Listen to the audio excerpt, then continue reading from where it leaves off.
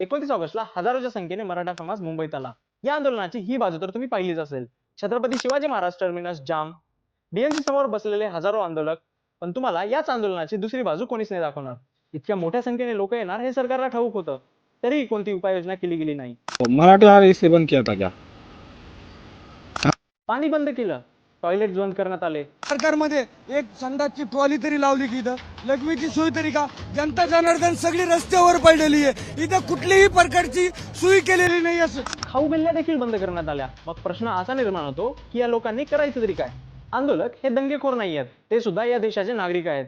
त्यांना भारतीय संविधान मूलभूत अधिकार देतो कुठेही फिरण्याचा आणि आपला आवाज उठवण्याचा. पण सरकारच जर आंदोलकांसाठी पाणी बंद करत असेल, त्यांच्यासाठी शौचालय बंद करत असेल आणि भूक भागवणाऱ्या जर गल्ल्या बंद करत असेल, तर प्रश्न हा निर्माण होतो की आंदोलनकर्ते चुकीचं करत आहेत की सरकार? मराठा आंदोलन फक्त रस्ते जाम करण्यासाठी नाही, तर त्यांच्या आयुष्याचा प्रश्न आहे. सरकारने जर ऐकलं असतं आणि उपाययोजना केल्या असत्या तर हा जमाव रस्त्यावर आज झाला नसता.